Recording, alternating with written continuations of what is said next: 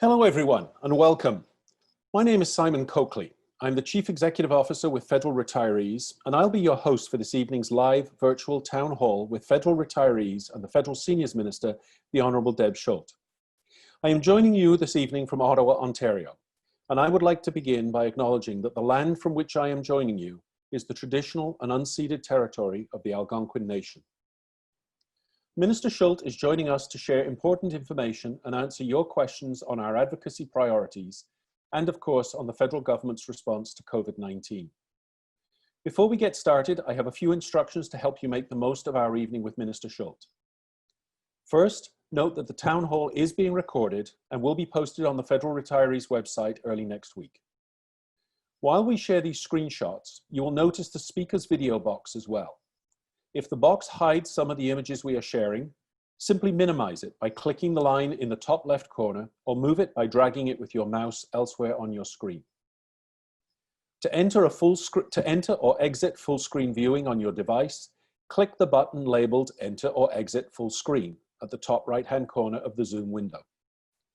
All attendees are in view mode only, which means you'll only be able to see our guests and me. If you would like to ask a question during this evening's town hall, click the Q&A button at the bottom of your screen to open the Q&A window. From the Q&A window, you may type your question in the box and click the Send button to submit your question. Note that all questions that we will answer during the town hall will appear above the question box. If you submitted a question earlier, please note that you do not have to resubmit your question.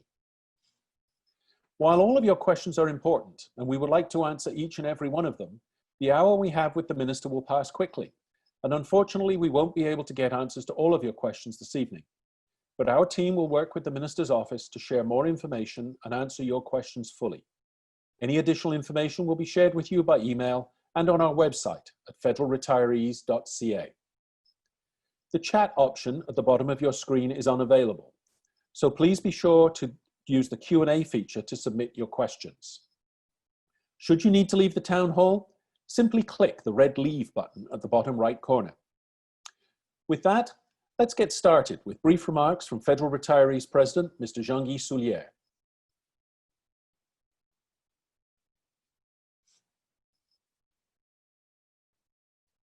Thank you, Simon. As we all know, Federal Retirees is the largest national advocacy organization representing 176,000 active and retired members of the public service, Canadian Armed Forces, Royal Canadian Mounted Police, and retired federally appointed judges, their partners, and their survivors. For more than 56 years, we have advocated to improve the lives of all Canadians in retirement and to protect our members' earned pensions and benefits. Thank you for all of you members and about 1,000 of you registered who are joining us this evening. And on behalf of the federal retirees, thank you to our very special guest, the Honourable Deb Schulte. Minister Schulte is the MP for King Vaughan and was first elected in 2015. And in the fall of 2019, she was appointed Canada's Federal Seniors Minister. Minister Schulte is an accomplished community leader who served as a former and regional councillor for the city of Vaughan and has been a local advocate for most of her life. Minister Schulte has a degree in mechanical and aerospace engineering from Princeton University and 22 years of engineering and business experience with Bombardier Aerospace, now known as Bombardier Aviation. Minister Schulte lives in Vaughan with her husband, Dave, and their 2 sons. Minister, I'll turn things over to you now for your opening remarks. Thank you very much, President Soulière. I'm very grateful to you and the National Association of Federal Retirees for hosting this virtual town hall and for connecting me with your members in this really unique way. Your service has helped make Canada the place we are proud to call home. COVID-19 has challenged many Canadians from coast to coast. All of us, in fact, have been affected in very significant ways. It's changed our lives. And it's also made it more difficult for seniors because of the risks of more severe outcomes. Many are facing higher costs of living due to the need to stay safely at home. They're paying a premium for deliveries and food. They're paying more in dispensing fees to get the same medication, and transportation options and costs. Options are more limited and costs are higher. All the while, their life savings have taken a beating. At these times, it is especially important that we come together as a community to support one another. That is why the federal government swiftly implemented unprecedented measures to support Canadians during these extraordinary times. In April, more than 4 million seniors automatically received an average of $375 for singles and over $500 for couples in a one-time automatic payment through the GST credit. So this is for modest and moderate income seniors.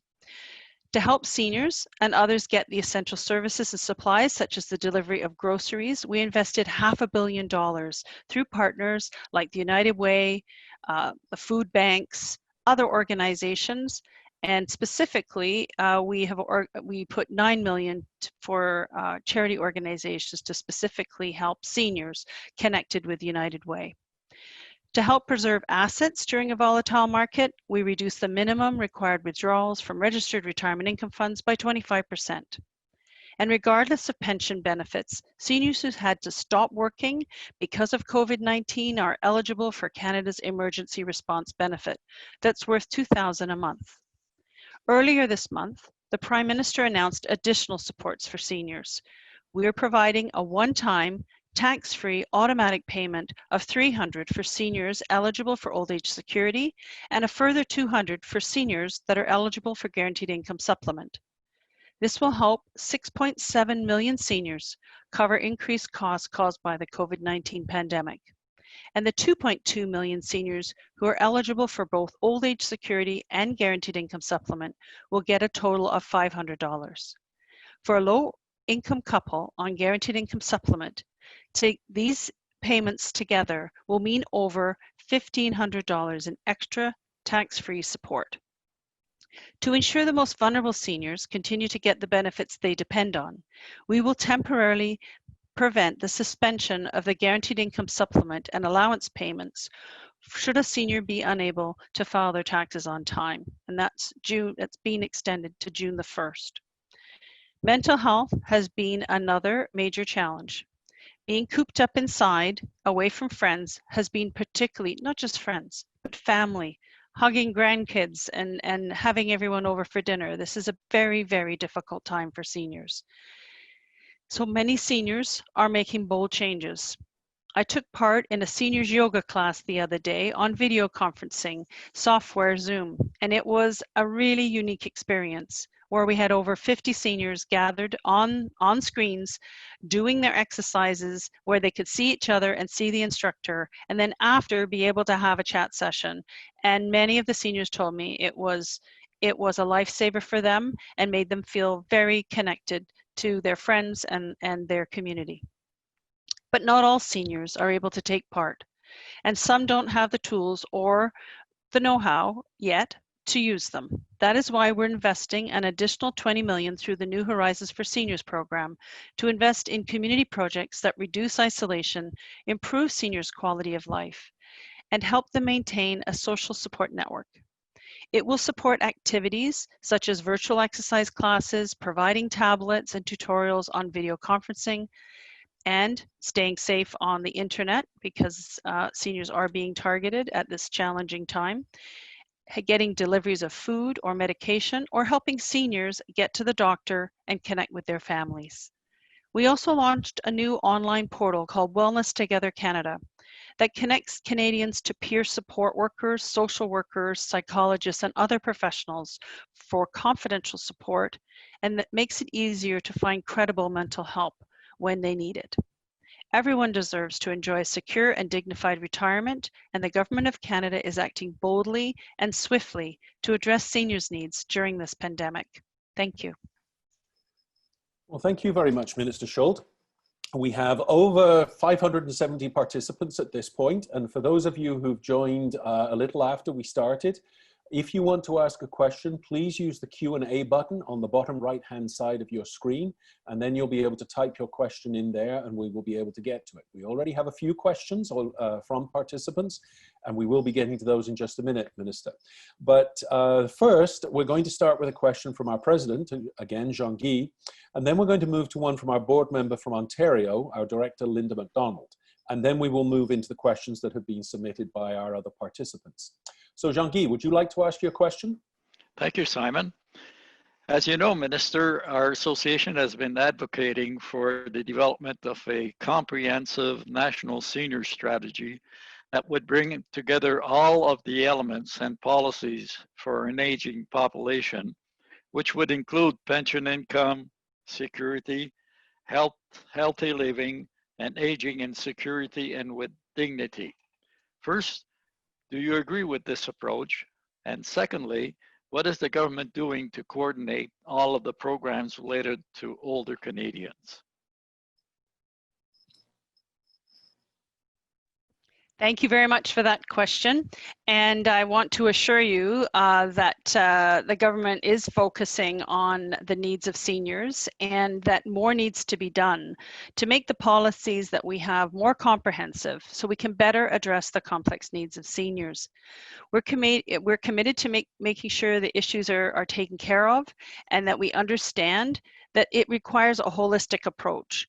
So I have tasked the Seniors Council, the National Seniors Council, to take a look at having a national seniors strategy and what the federal government could bring forward in unique, what would its role be to be able to have a national senior strategy? Because we have seen senior strategies at provincial level, we've seen them in municipal level.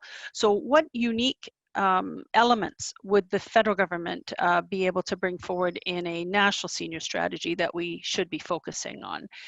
The other part that you raised was, how does the government coordinate all of this? I mean, one of the things I wanted to say is thank you to you and your organization for being very strong advocates for having a seniors minister at the cabinet table, so that as initiatives come forward with my colleagues and with government, we can make sure that the seniors issues are being looked at in the context of whatever it is that we're assessing at the time. So it's really been fantastic to have this privilege to serve, be at the table as we are challenged with this pandemic, especially to be able to make sure that in all the measures that we're doing, and we'll get into some of those later, we've been able to make sure that seniors' needs are being addressed and being met. Thank you. Thank you, Minister. Now our next question is from Linda Macdonald. I gather there's some thunderstorms in the Thunder Bay area.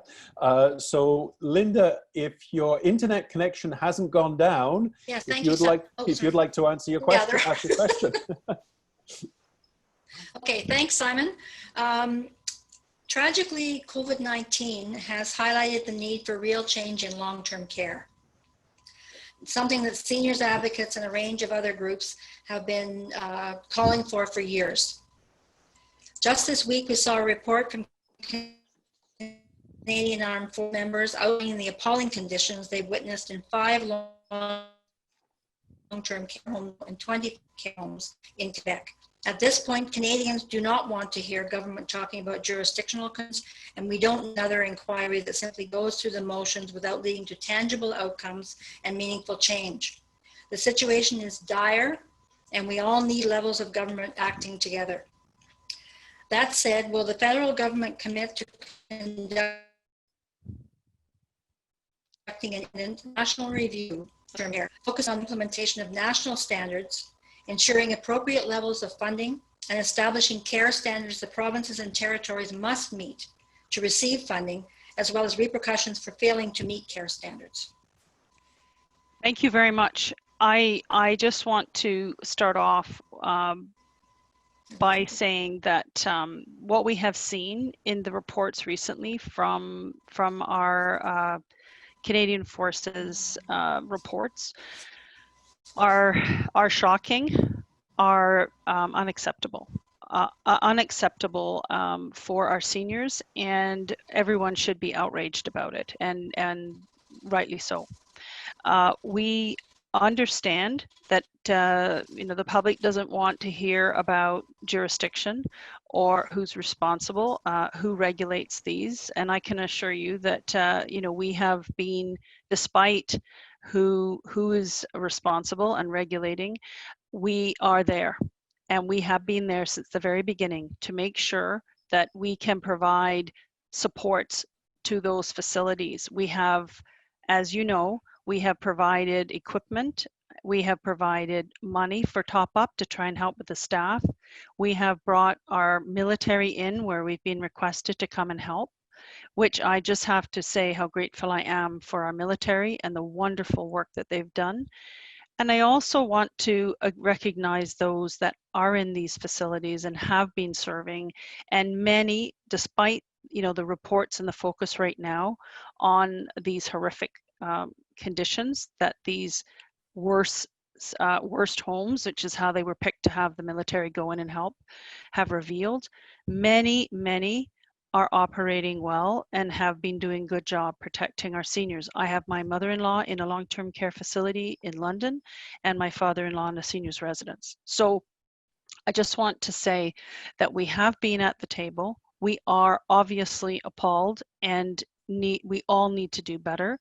So we are working diligently with the provinces and territories to address their needs currently right now in the pandemic to save as many lives and help as many people as we can, seniors especially in long-term care. However, we have to do better and we have to do more.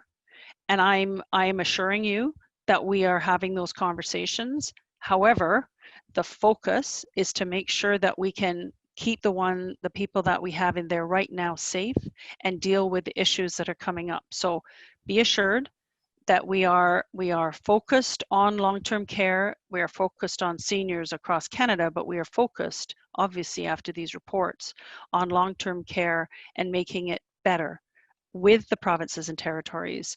And we need to work with them because they are the regulators of these facilities. And we need to be partners with them to move forward in a better way for seniors in Canada.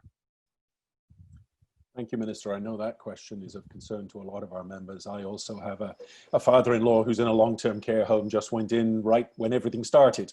Same. Yeah. So a number of our participants have been asking questions about the government's fairly recent announcement a few days ago about the $300 payment, one-time payment to OAS recipients and the $200 one-time payment to GIS recipients. Right. And most people are saying that's all well and good, but when? Are you able to give us any insight as to when these payments will be made? Absolutely. Happy to tell you what I know. Obviously, the first thing is to work out what we're going to do and then work out how we're going to do it. And I can assure you that we are very busy right now working out how to get it as soon as possible to seniors that need this benefit. So we don't have the date yet. We are working on the details. I wish it was as easy as pushing a button and payments would go out. But we need to make sure that we are getting all of those that are OAS recipients and GIS recipients identified, and that they will get this one-time special payment. And I can say stand by. Very soon we should have details that we can then communicate to everybody. But it will be it'll be very soon. And that's as good as I can do at the moment because I don't have the date. Perhaps as a follow-up or a supplemental to that, Minister, a couple of people have been asking that if they have postponed taking the OAS, it would appear that people who have postponed taking OAS will not be eligible for that $300 payment. That's correct. Can you explain why? For sure. So those that have deferred taking the benefit is likely that they were in a situation where it would have been clawed back. So there was, and they wanted to get more benefit. So they were probably doing okay and were able to defer that benefit. So that's the thought was that we will provide it to those that are eligible for OAS right now. Those that are deferred are obviously not receiving it and therefore will not be receiving the benefit. Not sure everyone will agree with that, but I hear you. but thank you for the answer nonetheless. Okay. So maybe shifting gears just a little bit, well, to the other side of the issues that are concerned people. This relates to healthcare side. So COVID-19 has changed how and where informal caregiving can occur. And it requires many informal caregivers and the people they care for to adapt to new realities, including some informal caregivers moving family back into their homes rather than leaving them in the long-term care facilities for the duration of the pandemic. This obviously leads to, or has led to, increased stress, costs, and duties for informal caregivers, who of course are disproportionately women. And so the question, how does the federal government plan to support informal caregivers impacted by the pandemic? So when you say informal, you're talking about family members in particular? Yes, I think so. You know, family members that have had to look after others that have COVID or have impacts as a result of COVID, they have, and they were working. And this is the thing, it's not quite clear exactly who we're talking about and at what stage in life they are. But if they were working and they had to, you know, keep their kids at home because there was no school and therefore had issues where they were having trouble working, or they had those on disability and they had to keep them at home, then they would be able to access the Canadian Emergency Response Benefit, which provided the $2,000 a month. For those that are bringing them home, you know, that is a really big challenge. I know that there's a lot of people thinking about what to do and how to deal with that. However, most people have chosen to have their loved ones in long-term care because they're complicated care and they need to be in those facilities. So I don't want to be encouraging people to, you know, bring them home if they don't have the proper supports at home and they don't have the proper experience at how to deal with the complex needs of their loved ones. So it's not something we want to encourage. I know some people have brought them home because they didn't feel that the facility that they were at was doing an adequate job. So that's something, I don't have a particular program that is there to support those that are bringing their loved ones home. However, it's something that is really up to each family to decide what is in the best interest of their loved one. And I wouldn't encourage people to bring them home unless they had those special, they really thought this through, because as you probably know, you just mentioned you put your loved one in recently, and we had our mother-in-law get moved from a senior's residence to a long-term care. It's a very difficult decision to do that in the first place, and usually it's only because of the complicated needs that they have. So I think I'll follow up, if I could, with a question on long-term care, because obviously it is of concern, and you've addressed the sort of the dynamic of whether to go in or not. Some of what we've seen in long-term care homes makes a case for better home care and more ways for older Canadians to age at home or in a place of their choosing, which has been shown again and again to enhance preventative care, lead to better health outcomes and quality of life. It helps divert older adults from hospitals, and it's less costly in most instances. On home care, the federal government has two important roles to play. One as a provider of home care for select population like veterans. And you may not know, but I used to work at Veterans Affairs, and we had lots of veterans who were placed in long-term care facilities across the country. And two, as a partner in supporting provinces and territories in delivering home care, including to many seniors. So the question is, what action is the federal government taking to improve and expand the home care it delivers to people like veterans? And do you believe all levels of government can and should work together to improve the continuum of care for seniors across Canada?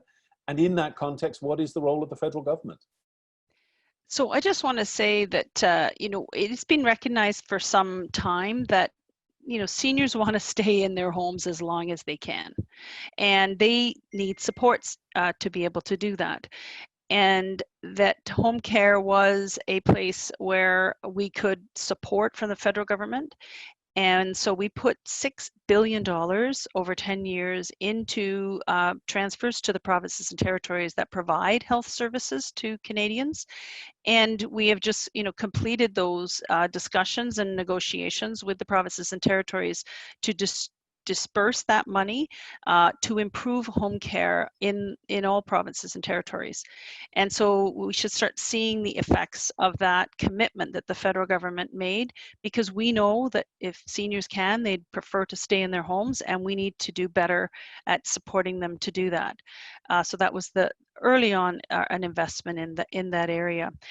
You also know that with veterans, we have an excellent minister who's focused on veterans, and the previous government, the Conservatives, did do a tremendous number of cuts. They cut, 1,000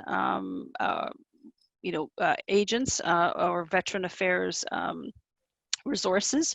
They also close locations. And so we've opened those all back up to provide veterans the support they need, and we've enhanced the services that veterans have. But you can be sure there's a lot more to be done.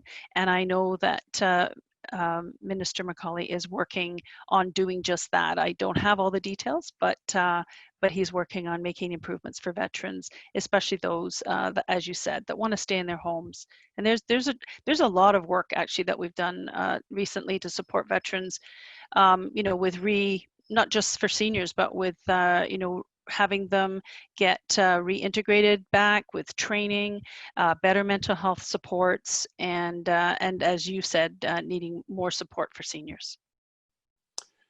Thank you, Minister. Back to OAS. We have a question from George Collins. Why are all seniors getting the $300? Would it not be better to give more to those who really need it rather than to some who enjoy higher incomes? Well, that's a fair question. And if you looked at the way we did it, most, over 85% have an income on OAS under $50,000. That's not a significant amount of money. And what we heard from Canadians across the country was that they were having challenges during this pandemic with additional costs for food, for deliveries, for their dispensing fees for their medications, and that the GST top up that we did, which was $375 for single seniors and $510 for couples, was not enough.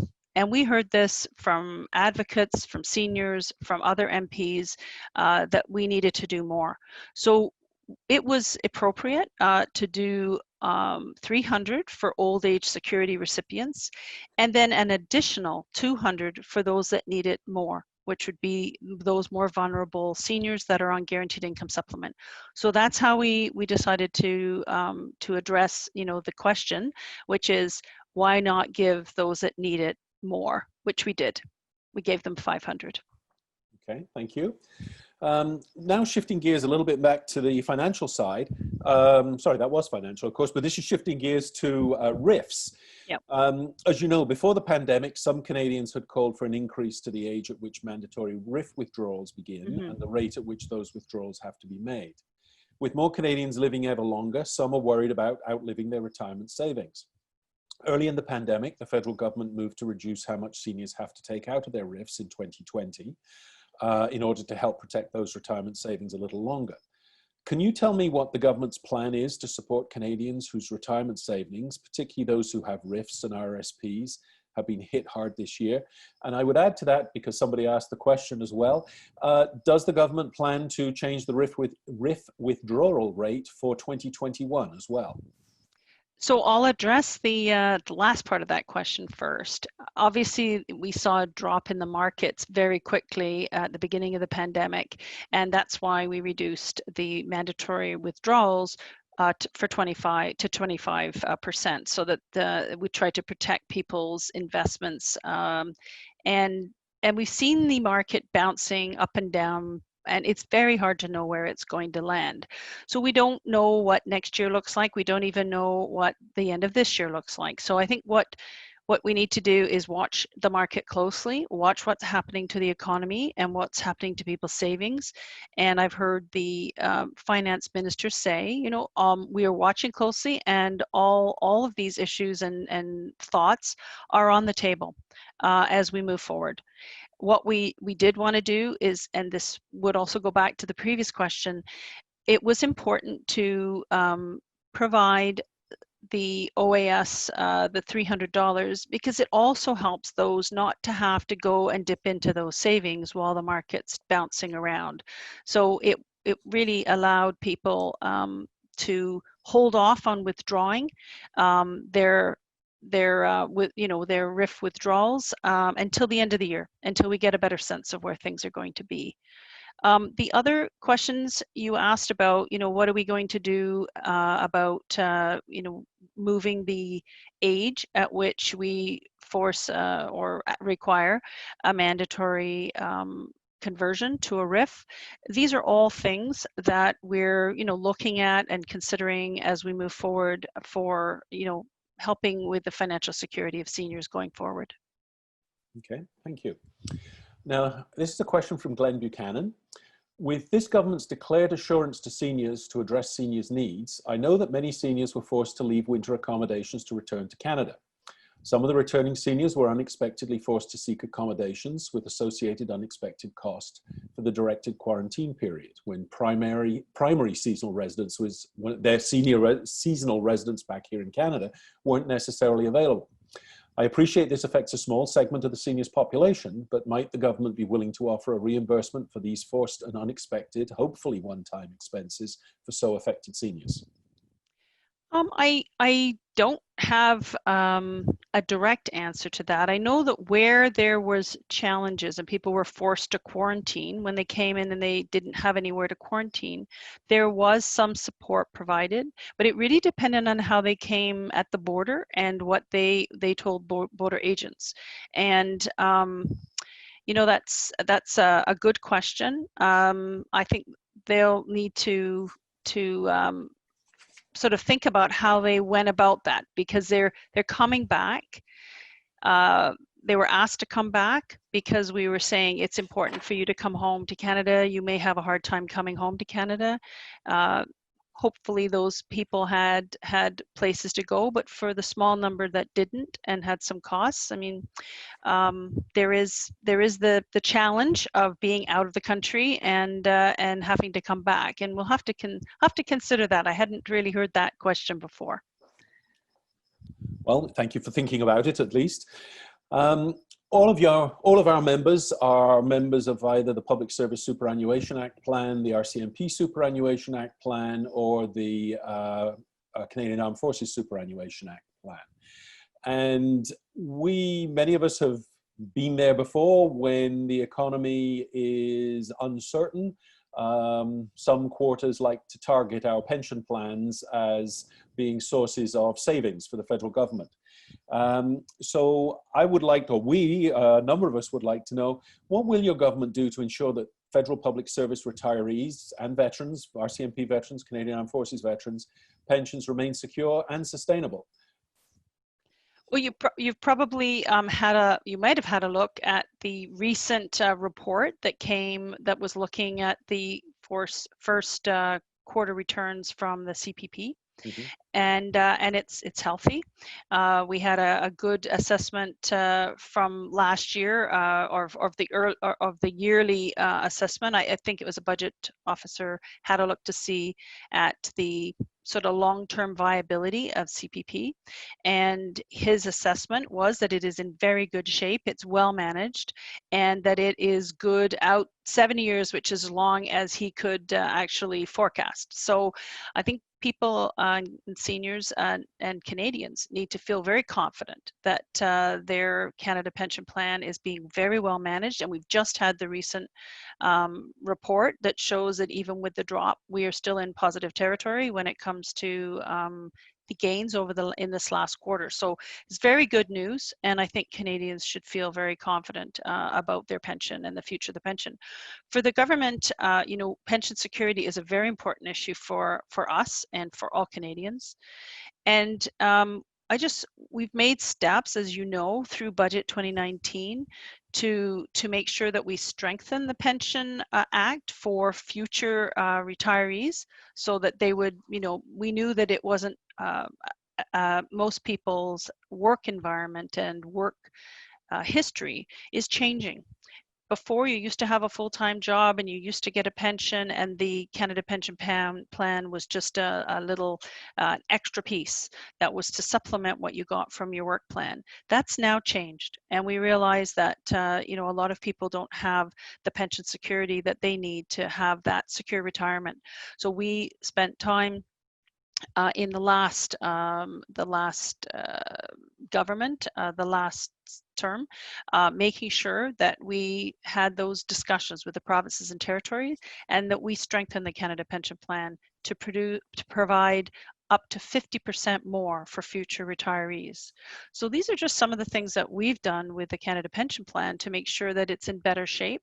And obviously we're looking for further survivors in our platform to continue to strengthen it, especially for those survivors, pension survivors, survivor benefit. So those are things that we've committed to in our platform. We'll be working on with our provincial partners as we move forward. In terms of pension security that is not a government pension, there's quite a few things we did in the last budget, in Budget 2019, that we made sure that we had better protections for those that were businesses that were facing insolvency, to make it fair and more transparent, so that, you know, we made changes to the corporate law to ensure better oversight of corporate behavior, to make directors liable for excessive and unreasonable payments made to executives in the lead up to insolvency.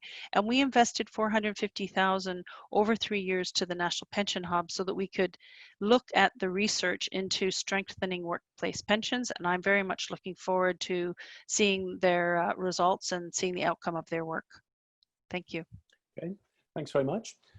Now I have a question about veterans, and particularly about women veterans, female veterans, okay. From Karen Breek.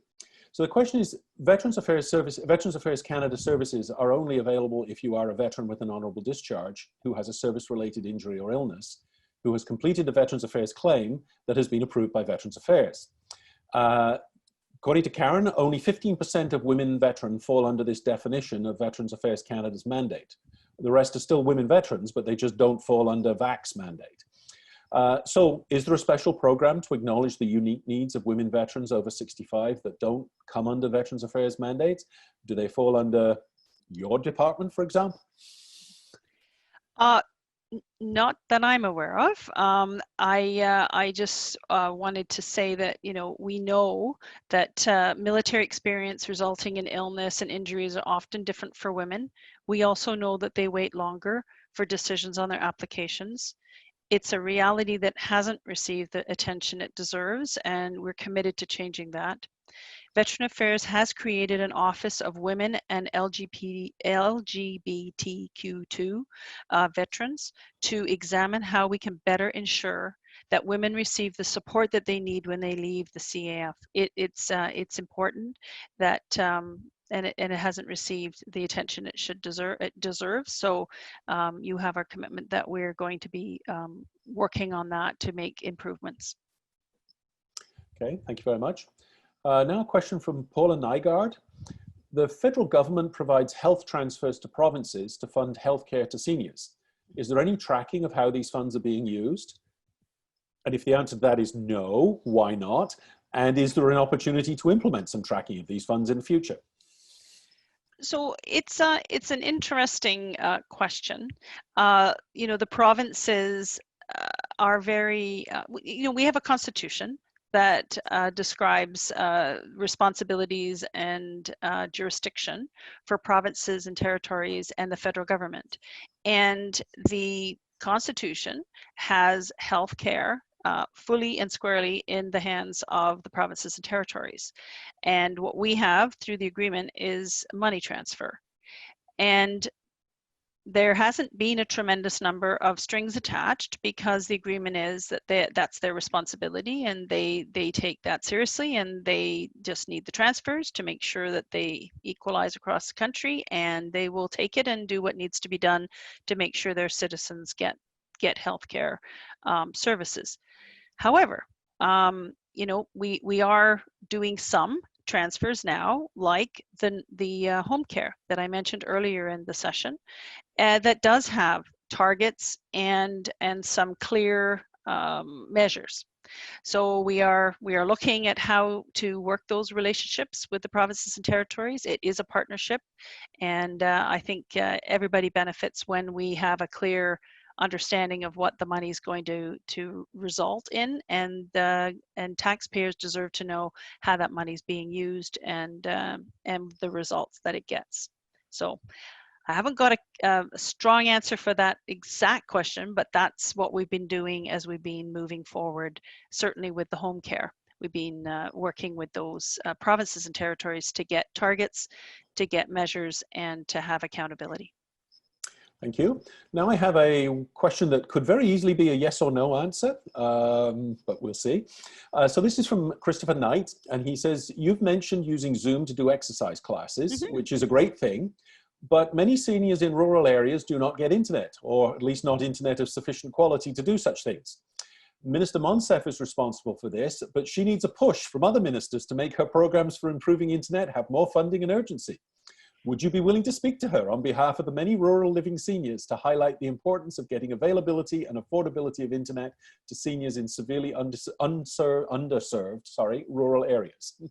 What a great question. My riding, it's not possessive, but the riding that I serve has a very strong rural part, which doesn't have very good service at all. And so I'm very seized with this, and Minister Monsef has and I have had lots of conversations, and I serve on the Rural Caucus as well to make sure that I'm a strong advocate for rural, and that we have better service for our rural residents, because, you know, they deserve and they need. It's like it's the highway and the roadways of the future. If we don't have good internet, we don't have the economic ability, the education ability, the health ability to serve our rural residents the way they need to be served. So in the previous government, previous term, we put $500 million for a program that we started, Connect to Innovate. That money went very quickly, and you know, I was happy to see some of it come to York Region, where I am, and all across the country. However, it was mostly focused on connecting very, very rural communities, and we have seen that there's a need to connect near urban. You know, a local urban area is probably getting excellent service, but just outside, not so much. So the Connect to Innovate program has gotten additional funding through Budget 2019, and we have committed in our platform to connect, I think it's, I'm trying to remember the number, but I think it's 95% of Canadians, homes and businesses, having high-speed connection by 2026 and 100% by 2030. There's a lot of work to do. You could be darn sure I'm working closely with Minister Monsef to make that happen. That sounded like a yes to me. That was a yes. Good. Thanks, Minister. So federal retirees members shared their understanding for these unprecedented times and the necessary financial measures implemented by the federal government. But they're also worried that Canadians will be making up for the financial fallout of these measures for years to come. What are the government's thoughts and plans to ensure Canada's economy returns to a robust state and that the federal balance sheets are made more reasonable than they obviously currently are? So the thought of the government is it's really important that we try to minimize the impact of the pandemic. We asked everybody to stay home and to stay safe and to stop the transmission of the disease. That was to very quickly try to get through the pandemic so that we could then get our economy back going again. We are just beginning to see the positive effects that Canadians are making. We are flattening the curve, so to speak. We are not out of the woods in some of the provinces. Some provinces have done very well, and they're not seeing much transmission at all, and they'll be able to open their economies in a better in a faster way than potentially some of the other provinces. However, all of us are going to have to stay vigilant, and we're going to have to change the way we do things, because we need to recognize that this virus transmits fairly easily. You don't always have symptoms when you're transmitting, and so we need to make sure that we continue to stay physically distant from people, six feet for sure, and wear masks if you can't. Do that, and especially in a work environment that's more congested. So getting back to the question, which was, what are we doing? What we're trying to do is to get through the pandemic as quickly as we can, to be able to have people in a position where they can, re-engage with their jobs, and so not to have lost their jobs, companies not to be closing. These are all the work of the programs that we've been doing, so that we can get back to the economy that we had very quickly, and then continue to be on an upward growth. We were in a very good financial and economic situation going into the pandemic, and if we can get through in a good way, and have most of the businesses survive, and most of the people be able to keep their jobs and then carry on with those jobs in quick order, we will be in a much better place than we would have been if we didn't support people the way we're supporting them. So the idea is to get through it as quickly as possible with people in the best position that we can help them with, and get back to that good economy that we had before, and carry on with the good growth that we had in Canada that was helping to pay for all the great services and programs that we have to support our seniors. So that's all good. But before COVID-19 hit, Canadians were discussing pharmacare. And access to necessary medications is an important issue for seniors, as I'm sure you're aware. Mm-hmm. And it featured heavily in the federal election platforms, including the Liberal parties. Could you give us any information about any progress that the federal government has made on this? Will it remain a priority for the government as we come out of COVID-19? So this was a very big priority for our government. It was one of the top initiatives that our members, caucus members, were pushing, and was in our platform. It's a subject that we started the work on in the previous term with Eric Hoskin and his research and his recommendations. So the challenge for us, obviously, is a lot of the work that we were undertaking has been stopped or on hold or slowed down while this pandemic is underway, and our focus has truly been on the pandemic. But we know, because you can see from the pandemic, if somebody loses their job, they lose their benefits, and then they lose their medication and access to medication. So this is, we know it's an incredibly important issue. We're still committed to it. It's just right now our focus is on the pandemic. Okay, thank you. A few minutes ago, Minister, you talked about how well CPP had emerged, at least through the first quarter of 2020, and indeed we saw the numbers from them, and it is very reassuring.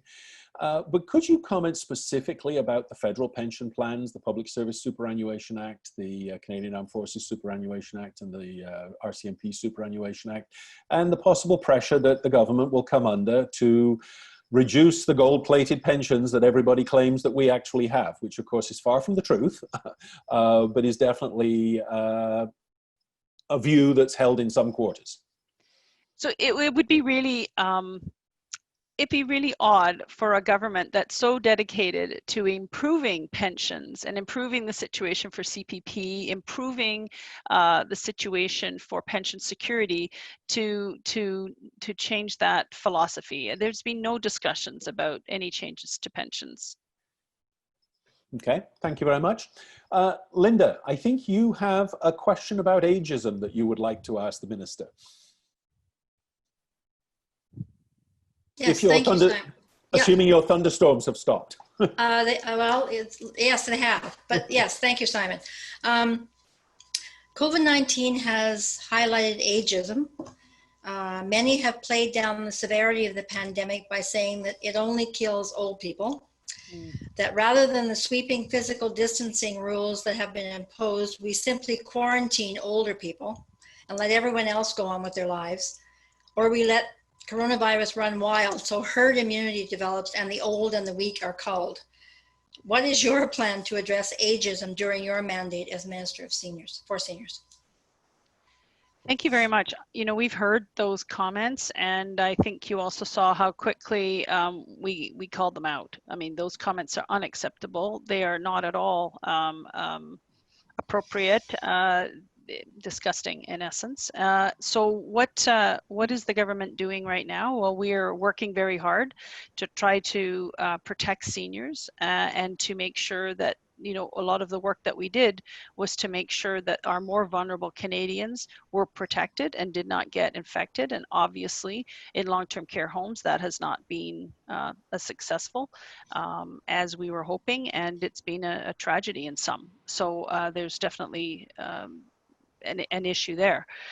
However, ageism is real. It is an issue that that is affected. I'm 60, and I know that many of my friends, if they lose their jobs at that age, our age, it's very hard to find another job. People don't want to take someone who's older. However, you're missing a wonderful opportunity. And this is the problem. We haven't really respected and honored the experience and the wisdom that our seniors have to share. And this is part of the work that we're doing as a government, is to make sure that we are exploring opportunities where we can do, I'll just give you an example. The New Horizons for Seniors, one of the programs we have is looking at using seniors as mentors for youth and for those that are entering in careers, new in their careers and struggling potentially in the early stages. What a wonderful initiative to connect that wisdom that seniors have with the youth of today and the young workers of today that can really benefit from that experience. So it's just one of many initiatives that we are funding and supporting across Canada that is fighting ageism and is showing the value of seniors in our communities. And you know, there's lots more work to be done, and we're working with that with the Seniors Council as well to look and see what other measures we can do, what other ways we can make sure that we fight ageism and abuse, because abuse is also a problem, and so we've been working on both of those aspects. Thank you, Minister. And perhaps just a sort of somewhat of a segue or a follow-on to that one. We've seen all sorts of problems that have been highlighted through the COVID pandemic, many of them that we were aware of beforehand. But what are the top things that you hope to change for Canadian seniors during your tenure as Minister of Seniors? Thank you very much. So obviously, one of the first things is to make sure that we're addressing the financial security of seniors, and we have a commitment in the platform. So I'll be continuing to work on that. I'll be continuing to work on ageism and abuse, and working on with my colleagues in justice and with my colleagues in health to make sure that we move forward in that area to help Canadians.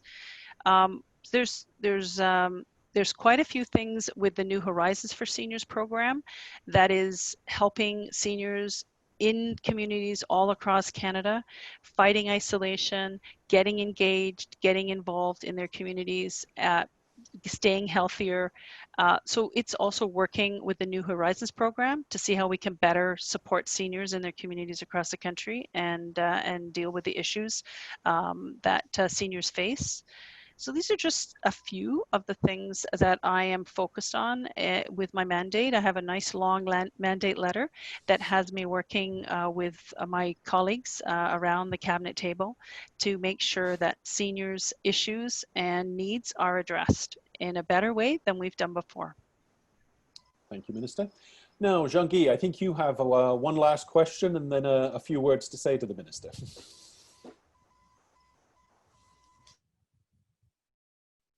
Yeah, still have difficulty unmuting myself.